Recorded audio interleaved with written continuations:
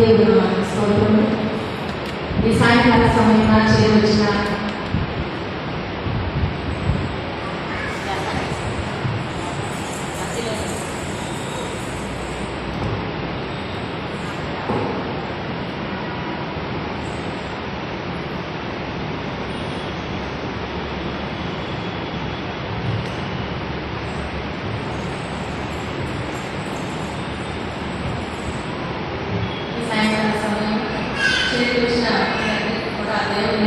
మన జీవితాల్లో మెండైన నీళ్ళు గుర్తించాలని కోరుకుంటూ చిన్న ప్రాంతంలో వాక్యాన్ని దయచేసిన ప్రభావ నీ బలమైన వేలాది స్తోత్రాలను ఈ సాయంకాల సమయంలో మేమందరము మందుగా చేరి ఈ సన్నిధానంలో స్థితించడానికి, ఆరాధించడానికి, నష్టపరచడానికి, మహిమపరచడానికి ప్రభావం ఇచ్చి సమయాన్ని గురించి వేలాది స్తోత్రాలు ఆయన. నేనైతే అల్పురాలను అయోగ్యురాలను తండ్రి పిలిచింది కూడా ఎదుగుతుంది. అయినప్పటికీ ఈ ఉచితమైన కృపతో ప్రేమను మమ్మల్ని సజీవ లెక్కలో ఉంచి సాయంకాల సమయంలో మీ వాక్యాన్ని ఇచ్చిందగా నిరాశాలు ప్రభావం మీ లెక్క చోట్ల భద్రపరచమని అడుగుతున్నాను. మీకు ఇచ్చిన ప్రతి వాక్యము ప్రతి మాట కూడా హృదయాలకు వెళ్ళి వారందరూ కూడా మెండైన దీవెనలు పొందుతున్నాయన. ఈ సాయంకాల సమయంలో కృపాలకు వెళ్ళేంత వరకు మా పిల్లలకి పరికరం వచ్చినాయి అయ్యా. యుగంలో తరతరంలో జీవించిన పర్వతాన్ని వాక్యాన్ని ఇచ్చిన ఈ బిడ్డల బట్టి స్తోత్రాలు చెల్లించుకుంటున్నామయ్యా. మేమందరం కృపాలను స్థుతిస్తుండగా ఈ కృపా బాహుళ్యంతో మమ్మల్ని నింపుతున్న తండ్రి మీకు స్తోత్రాలు చెల్లించుకుంటున్నాం. ఈ సర్వశక్తి గల దేవుడిని చెప్తున్నా ఆ వాక్యాన్ని ఇచ్చిండగా ప్రభావ మీ అభిషేకాన్ని నాపై ఉంచమని, ఈ సాయంకాల దీవెనలు మాపై కుమరించమని, మా ప్రభు రక్తము కార్చిన ప్రాణం పెట్టిన యేసయ్యకి శ్రేష్టమైన నామములో స్తుతించి ప్రార్థించి వేడుకొచ్చున్నాము తండ్రి. ఆమేన్. కీర్తనల గ్రంథము 81వ అధ్యాయము 16వ వచనం. అతి శ్రేష్టమైన గోధుమలను అనుగ్రహించి నేను వారిని పోషించను, కొండెలతో నిన్ను తృప్తిపరచను. అతి శ్రేష్టమైన గోధుమలను అనుగ్రహించి నేను వారిని పోషించను, కొండెలతో నిన్ను తృప్తిపరచను అంటున్నాడు. దేవుడు అతి శ్రేష్టమైన గోధుమల్ని మనకు అనుగ్రహిస్తానంటున్నాడు. అలాగే కొండలతో నిన్ను తృప్తిపరుస్తానంటున్నాడు. అతి శ్రేష్టమైన గోధుమలు దేవుడు మనకు అనుగ్రహిస్తున్నప్పుడు ఆ శ్రేష్టమైనటువంటి ఈవులు మనం పొందుకోవాలి అంటే ఆయన ముందు ఆయన్ని మనం ఎరిగి ఉండాలి. ఎలా అంటే అది మనకు 17వ అధ్యాయము 1వ వచనం నుంచి చూసినట్లయితే ఆది కాండము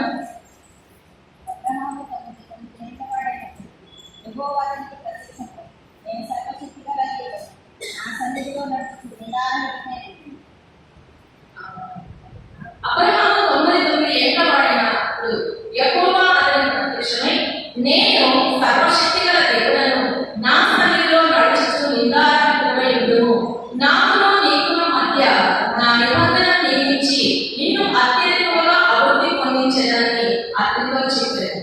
అవును, దేవుడంట అబ్రహాముతో అంటున్నాడంట. ఆయనకి 99 సంవత్సరాల సమయంలో అప్పుడు అతనితో మాట్లాడుతూ, నేను సర్వశక్తి గల దేవుడను, నా సన్నిధిలో నడుచుకు నిందారహితుడవై ఉండు. నేను దేవుడి కదా, నువ్వు ఇప్పటి వరకు కూడా నా యందు నమ్మిక ఉంచావు, నా యందు నువ్వు నాతో నడుస్తూ ఉన్నావు, నిత్యము నువ్వు నాతో ఉన్నావు కనుక, నా నిబంధన నువ్వు పాటిస్తూ ఉన్నావు కనుక, కాబట్టి నువ్వు నా సన్నిధిలో నడుచుకు నిందారహితుడవై ఉండుము, నాకును నీకును మధ్య నిబంధన నియమించి నిన్ను అత్యధికంగా అభివృద్ధి పొందించాను. నేను ఏం చేస్తానంటే అత్యధికంగా అభివృద్ధి పొందించను. ఏ విధంగా అంటే నువ్వు అతి శ్రేష్టమైన పొందుకునేంత వరకు కూడా నేను నీకు తోడై ఉంటాను. అతి శ్రేష్టమైనది నువ్వు పొందుకోవాలి అంటే మనలో ఏముండాలి? ఇంకా చెప్తాడు, అబ్రహాము సాధ్యమని ఉండగా దేవుడితో మాట్లాడి, ఇదిగో నేను నియమించిన నా నిబంధన నీతో చేసి ఉన్నాను, నేను నీకు ఒక నిబంధన చేసుకున్నాను. ఆ నిబంధన ఏంటంటే నీలో ఉండాల్సినవి, మనలో ఉండాల్సినవి, మనం ఏమి వాటిని పట్టుకుంటే అతి శ్రేష్టమైనవి మనం పొందుకోగలుగుతాం. అతి శ్రేష్టమైనటువంటి చుట్టి తీగలాంటివి మనం పొందుకోవాలి అంటే ఆయనలో మనం ఏమి కలిగి ఉండాలంటే 3 అంశాలు చెప్పి నేను ముగిస్తాను. ఒకటి ప్రేమ కలిగి ఉండాలి, ఇంకొకటి వెలుగు కలిగి ఉండాలి, ఇంకొకటి జ్ఞానం కలిగి మనము నడుచుకోవాలంట. ప్రేమ కలిగి ఉండాలి. ఏ విషయాల్లో మనం ప్రేమ కలిగి ఉండాలి? ఎవరితో ప్రేమ కలిగి ఉండాలి?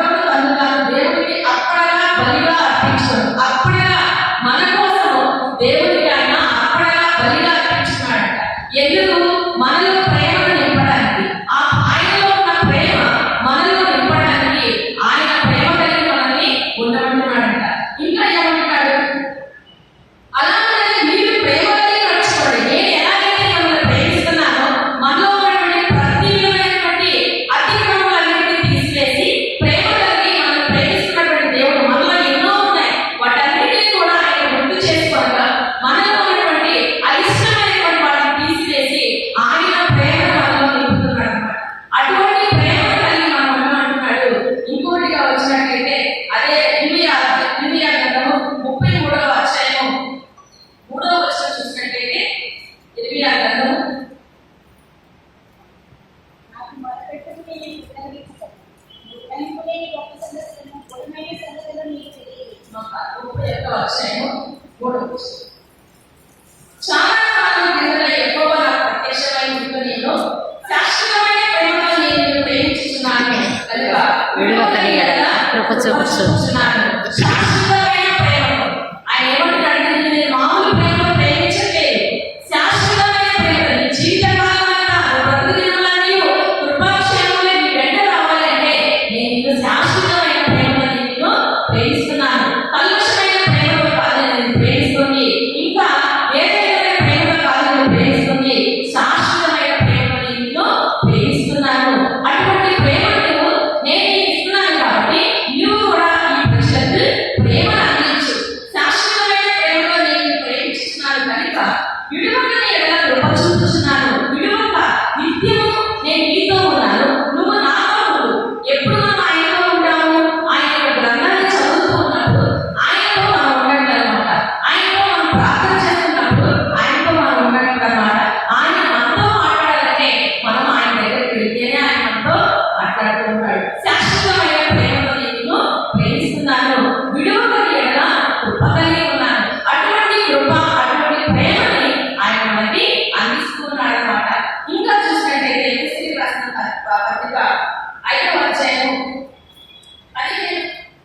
8 నుంచి 10 వచనాలు చూసినట్టయితే మీరు పూర్వమందు చీకటి అయినది ఇప్పుడైతే ప్రభువునందు వెలుగై ఉన్నారు. వెలుగు పలుకులలో సమస్త విధమైన మంచితనము నీతి సత్యము వాటిలో కనపడుచున్నవి. పూర్వం మనం ఎలా ఉన్నాము? దేవుని ప్రేమ మనలో రానప్పుడు మనం చీకటిగా ఉన్నాం. దేవుని ప్రేమ మనలో లేనప్పుడు మనం చీకటిగా ఉన్నామంట. అంటే మనలో ఏమేమి ఉన్నాయి? అనేకమైనటువంటి క్రియలు, చారిత్రము, కోపము, ద్వేషము, ఈర్ష్య, అసూయతో మన హృదయం నిండిపోయింది. ఎప్పుడైతే దేవుని ప్రేమ మనలోకి వచ్చిందో మనం వెలుగు సంబంధంలో ఉన్నామంట. ఆ వెలుగు సంబంధాలు ఎలా ఉండాలి అంటున్నాడంటే మీరు పూర్వమందు చీకటి అయినది ఇప్పుడైతే ఎలా ఉన్నారంటే ప్రభువునందు వెలుగై ఉన్నారు. వెలుగు పలుకు సమస్త విధమైన మంచితనం అలాగే నీతి సత్యమైన వాటిలో కనపడుచున్నది. కనుక ప్రభువు ఏది ప్రీతికరమైనదో దాన్ని పరీక్షించు వెలుగు సంబంధులే నడుచుకోండి. దేవునికి ఏది ఇష్టం, దేవుని దగ్గరికి మనం వెళ్తున్నప్పుడు ఏది మనం ఆయనకి ఇస్తే అది ఆయన ఏ విధంగా శాశ్వతంగా మనకు ఆయన అంగీకరిస్తాడు. ఏది కావాలి ఆయనకి? విరిగిన హృదయం, నీ బలులు కాదు, నీ అర్పణలు కాదు, నీ బంగారం కాదు, నీ ఐశ్వర్యం కాదు, కానీ ఆయన ఇవ్వాల్సింది ఏంటంటే విరిగిన నీ హృదయం మాత్రమే ఆయనకి కావాలన్నమాట. ఆయనతో నిత్యం నువ్వు మాట్లాడమే ఆయనకి కావాలి. నిత్యము ఆయనతో మానవుడు ఏ విధంగా నడుస్తూ వెళ్ళాడో చివరికి తన శరీరంలో యెహోవా తన దేవుని దగ్గరికి వెళ్ళిపోయాడు. అలాగా ప్రతి నిత్యము ఆయనతోనే ఆయన ఈ లోకంలో బిడ్డలు ఉన్నారు, వారికి అందరూ ఉన్నారు. అయినా కూడా మానవుడు నిత్యము దేవునితో మాట్లాడుతూ ఉన్నాడు. మాట్లాడుతూ అలాగే దేవుని దగ్గరికి వెళ్ళిపోయాడు. ఆలోపు ఇప్పుడు దాకా నాతో వచ్చావు కదా, మీ ఇల్లు దాకా చాలా దూరం వచ్చేసావు, నీకు ఇప్పుడు నాతో వెళ్దాం అనేసి ఆలోపు తీసుకొని వెళ్ళిపోయాడు దేవుడు. అలా శాశ్వతమైన ప్రేమతో నువ్వు ఎప్పుడైతే దేవుడిని నువ్వు అంగీకరిస్తావో, శాశ్వతమైన ప్రేమతో నువ్వు ఎప్పుడైతే ఉంటావో నీలో మంచితనం వస్తుందంట. ఇంతకుముందు మనం చీకటిలో ఉన్నాము, అయితే దేవుని ప్రేమ మనలో ఎప్పుడైతే వస్తుందో మనలో ఉన్న చీకటంతా కూడా అంధకారం అంతా కూడా వెళ్ళిపోతుంది. మనలో వచ్చి ఏంటంటే మంచితనము, నీతి, సత్యమైన వాటిలో కనపడుచున్నది. కాబట్టి నీతి కలిగి ఉండాలంట, ప్రేమ కలిగి ఉండాలంట, అలాగే మంచితనం కలిగి ఉండాలంట, ప్రతి ఒక్కరితోనూ సమాధానంగా ఉండాలి. ఇటువంటి శాశ్వతమైనటువంటి వాటిని మనం పొందుకోవాలంట. అలాగే పొందుకునేటువంటి కృపని మనం పొందుకోవాలంటే ఆ దేవుడు చెప్తున్నాడు, నీకు నాతో నేను సర్వశక్తి గల దేవుడను, నువ్వు నా దగ్గరికి వస్తే నీకేమిస్తానంటే కేవలం మంచితనమే కాదు, ప్రేమే కాదు, శాశ్వతంగా నువ్వు బ్రతుకుదినాలన్నీ కూడా నీ వెంట కృపాక్షేమాలే వస్తాయి. మంచితనమే వస్తుంది, ప్రేమే వస్తుంది. కాబట్టి నువ్వు నాతో నడువు. నువ్వు చీకటి సంబంధివి కాదు కదా, నువ్వు వెలుగు సంబంధివి. నువ్వు వెలుగులోనే ఉంటావు. నీకు అంధకారం అనేది నీ జీవితంలోకి రానే రాదు. అంధకారం రాకుండా ఉండాలి, మనం వెలుగులోనే ఉండాలి అంటే ఆయన కృప మన దగ్గరికి రాదు. ఆ కృప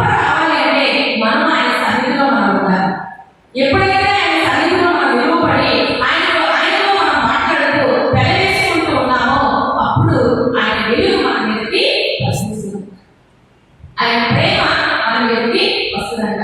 ఇంకా చెప్తున్నాడు ఎఫెసీయులకు రాసిన పత్రిక 5వ అధ్యాయం 15-16 వచనాలు చూసినట్లయితే, సమయం పోని ఒక సద్వినియోగం చేసుకోవచ్చు, అజ్ఞానం వలె కాక జ్ఞానం వలె నడుచుకున్నట్టు జాగ్రత్తగా చూస్తుంది. ఇంకా ఏంటి, ఈ సమయంలో మనలో ప్రేమ వస్తుంది, అలాగే వెలుగు వస్తుంది, ఇంకొకటి ఉంది, అవి దినాలు చెడ్డవి కనుక, ఈ దినాలనేవి చెడ్డ దినాలు కనుక ఈ దినాల్లో ముసలమ్మ ముచ్చట కాకుండా సమయాన్ని సద్వినియోగం చేసుకుంటూ, సమయాన్ని పోనివ్వక సద్వినియోగం చేసుకోవచ్చు, అజ్ఞానం వలె కాక జ్ఞానుల వలె నడుచుకున్నట్టు జాగ్రత్తగా చూసుకోండి. మీ యొక్క నడతని, మన యొక్క నడతని మనం జాగ్రత్తగా చూసుకోవాలంట, మన యొక్క ప్రవర్తన మనం జాగ్రత్తగా చూసుకోవాలంట. అంతేకాదు దేవుని సన్నిధిలో నిత్యము మనము ఆయన వైపు చూస్తూ మనము ఉండాలంట. అలా మనం ఉన్నప్పుడు ఆయన జ్ఞానులై నడుచుకోవాలంట. నీ కుటుంబం చుట్టూ ఒక కంచె వేసుకోవాలంట. నీ కుటుంబం చుట్టూ, నీ గృహం చుట్టూ ఒక కంచె వేసుకోవాలంట. ఆ కంచె ప్రార్థన అనేటువంటి కంచె. ఆ కంచె ఎప్పుడైతే నీ కుటుంబం చుట్టూ ఉంటుందో, నీ కుటుంబం చుట్టూ నీ కాపుదలగా దేవుని దూతలు అనేవాళ్ళు చూస్తూ ఉంటారంట.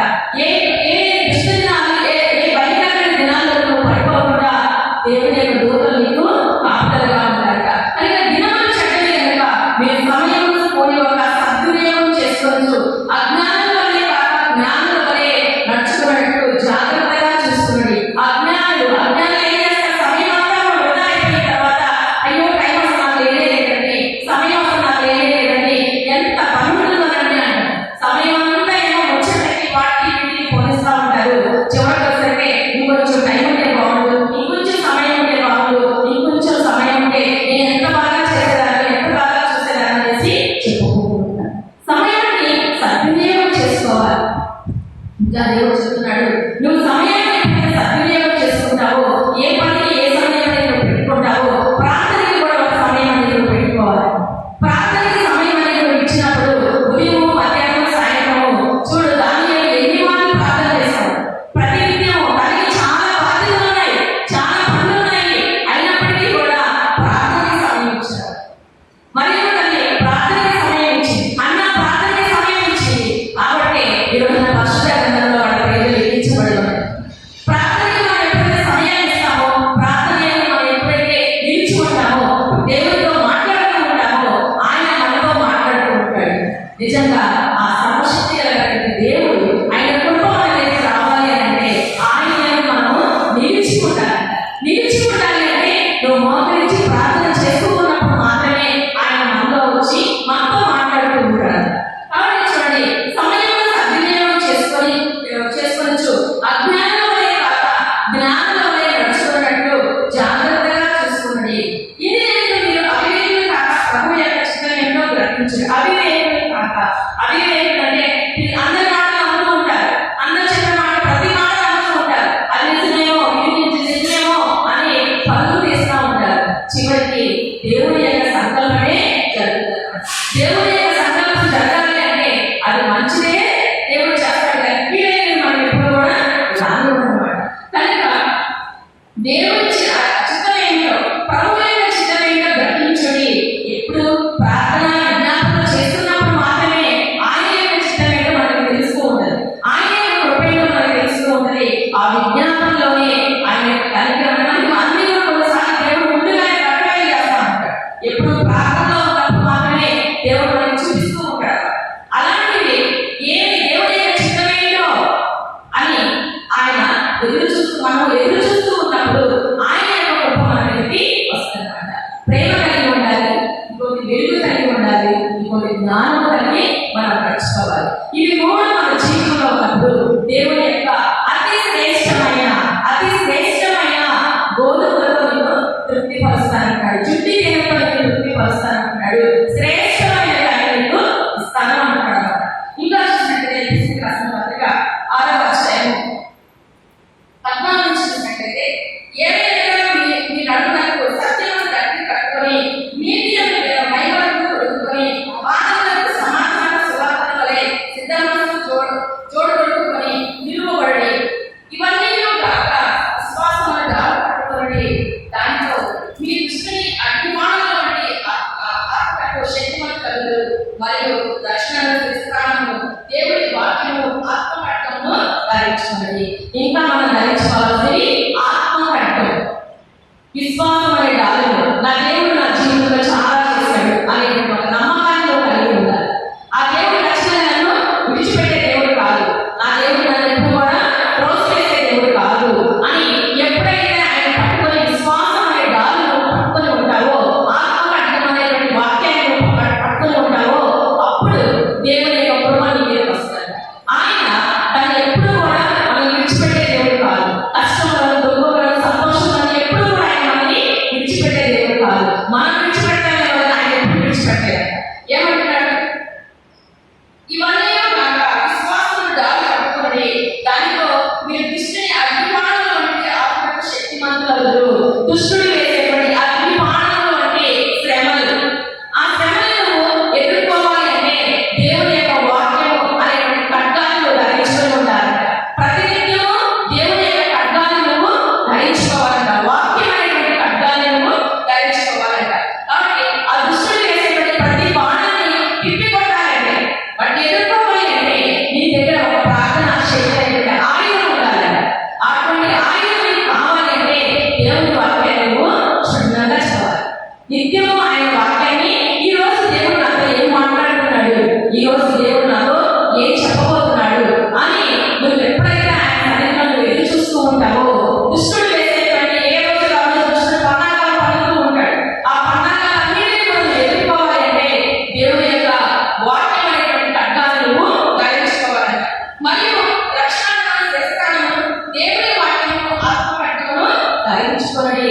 ఈ యొక్క రక్షణ అనేటువంటి శస్త్రాలను అలాగే వాక్యము అనేటువంటి ఆత్మ ఖడ్గమును నువ్వు ఎప్పుడైతే పట్టుకుని ఉంటావో, ఎప్పుడైతే నువ్వు ధరించి ఉంటావో, దుష్టుడు వేసేటువంటి ప్రతి బాణం నుండి నువ్వు తప్పించబడతావు.